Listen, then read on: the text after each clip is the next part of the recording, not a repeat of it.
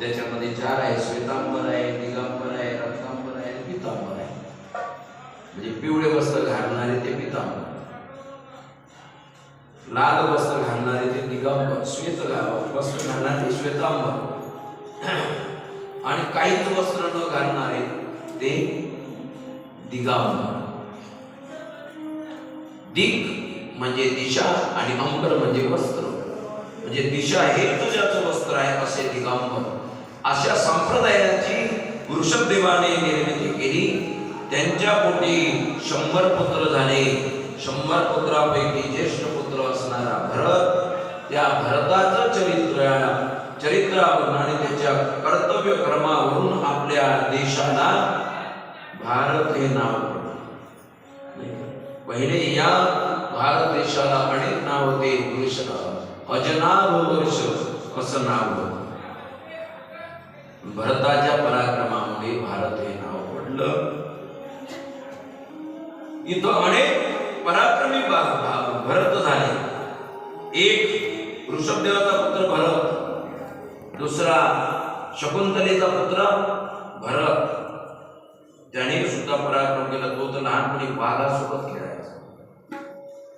असो, तेव्हा अशा तऱ्हेने 100 पुत्र होते. त्या 100 पुत्रालाही भगवत भक्तीचा उपदेश केला. त्याने सांगितलं, बाबा रे, मनुष्य देह जो आहे हा मनुष्य देह सार्थकी लागावा याच्या करता परमार्थ केला पाहिजे. पुन्हा पुन्हा तो मिळत नाही, नाही का? हा अनमोल देह आहे.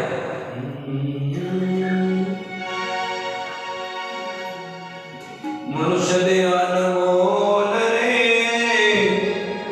मिट्टी में ना घोल रे, अभी मिला है फिर न मिलेगा, कभी नहीं कभी नहीं कभी नहीं रे, अभी मिला है फिर न मिलेगा, कभी नहीं कभी नहीं कभी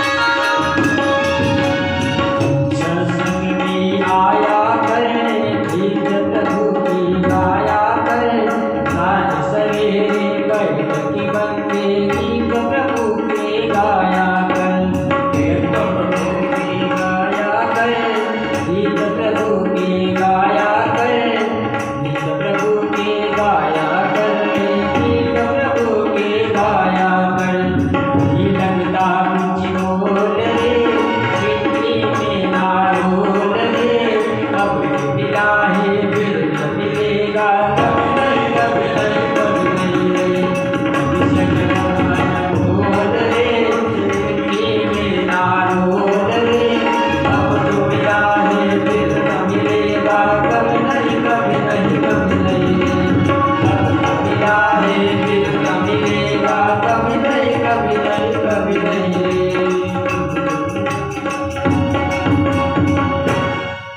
वंदनीय महाराजांचं बोल. मनुष्य देह अनमोल रे, अनमोल नमोल इति अनमोल. नमोलः इति अनमोलः, म्हणजे मोलच करू शकत नाही असा अनुभव. आणि तो अनमोल असा नरदेह जर समजा वाईट संगतीमध्ये घालवला तर त्याचा नाश झाल्याशिवाय. आणि दुसरी गोष्ट आहे, अब तो मिला आहे फिर न मिलेगा, आता मिळाला पुन्हा मिळणार नाही. याचाच अनुवाद मात्र तुकोबाराय करतात, नाही का. मागुता हाची जन्म पावसी, हे तो न घडे रे सायासी, भोगिले सुख दुःख जाणसी, कारी अंध होसी जाणून या, लक्ष 84 न चुके फेरा. 84 लक्ष योनी चुकणार नाही. आणि म्हणून बाबा रे, माणसाने या जन्म विडवर आधी तुल्यत्वम मागाची, गुराढोरासारखं माणसाला जीवन जगू नये, माणसासारखं जीवन जगलं पाहिजे. म्हणून त्याने पुत्रांना उपदेश केला आणि प्रजेचे जे मुलं होते त्यांनाही तोच उपदेश केला. त्यामध्ये मात्र भरतादी 100 पुत्र जे वृषभदेवाचे होते, त्यामध्ये ज्येष्ठ भरत, 9 जे आहे ते नवखंड पृथ्वीचे अधिपती झाले. 9 जण जे ते योगेश्वर बनले. कवीर हरी अंतरिक्ष, उद्धव पिप्पलायन, आविर्होत्रश्च द्रुमिलश्च, चमशः कर भाजन, हे 9 योगेश्वराचे नाव. आणि ते नवयोगेश्वर बनले. याच नवयोगेश्वराने जनक राजाला उपदेश केला. एक भागवत आपण ऐकलं असेल तर जनकाला उपदेश करणारे हेच ते नवे योगेश्वर ऋषभदेवाचे. हे मात्र चिरंजीव आहेत. आणि त्यातल्या त्यात 81 जे आहे ते मात्र कर्मकांडी ब्राह्मण बनले. अशा तऱ्हेने भरत जो आहे त्या भरताकडे राज्य सोपवलं आणि ऋषभदेवजी वनामध्ये गेले. भरताने आपला राज्यकारभार सांभाळत असताना त्याने विचार केला की माझे वडील माझ्याकडे राज्य सोपवून वनात गेले, मी का आयुष्यभर राज्यच करत राहू, मी मात्र आत्मकल्याण साधलं पाहिजे. म्हणून भरताने सुद्धा आपल्या पोराकडे राज्य दिला. आपण वनाचा रस्ता धरला.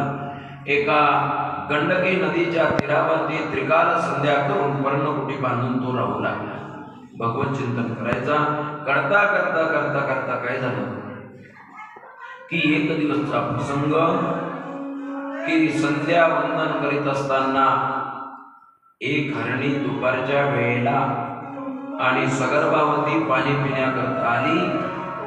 तहान पूर्ण व्हायचीच होती. एवढ्यामध्ये सिंहाची डरकाळी ऐकली, आरोळी ऐकली आणि ती मात्र प्राणांत तिला म्हणजे जीव वाचवण्याकरता म्हणून भिली आणि तिने जीव वाचवण्याकरता पाण्यामध्ये उडी घातली. त्याचबरोबर जोराने उडी घातल्यामुळे ती आसन्न प्रसव असणारी हरणी तिने मात्र पाळसाला त्या पाण्यामध्ये जन्म दिला. पाळस वाहत वाहत मात्र जायला लागलं. असह्य अशा वेदना झाल्या. कशी कशी तर ती पहिलं तीरावरती गेली आणि तिथे मात्र गतप्राण झाली.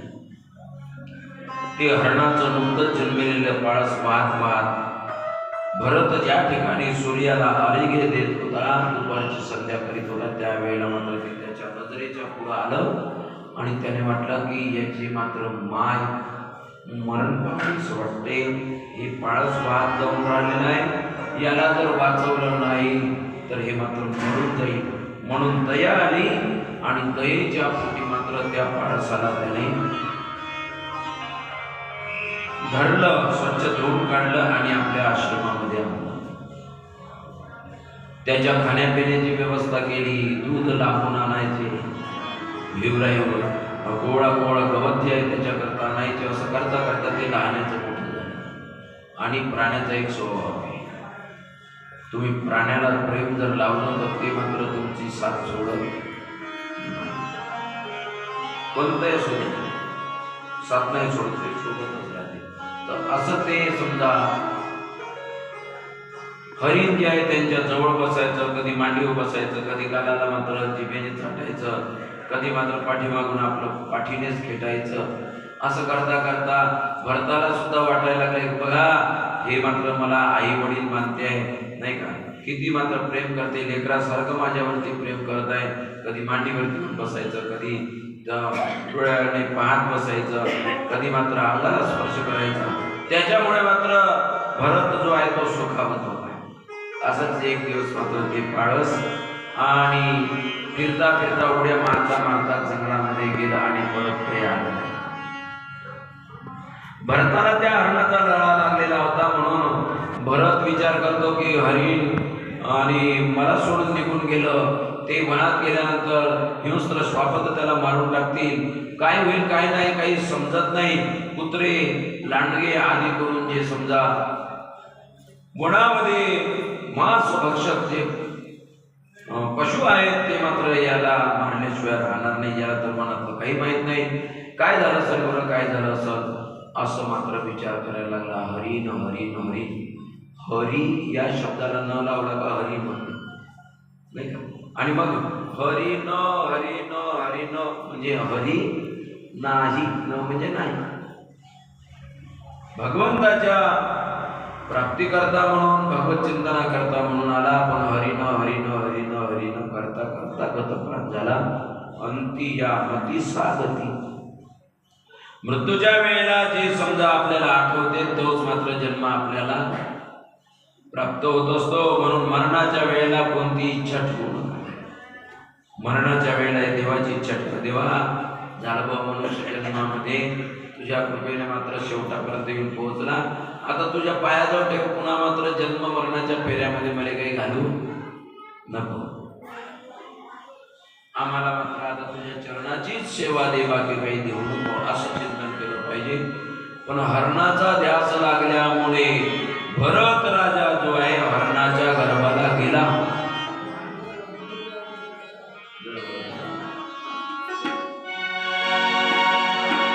जय भरत राजा हरणी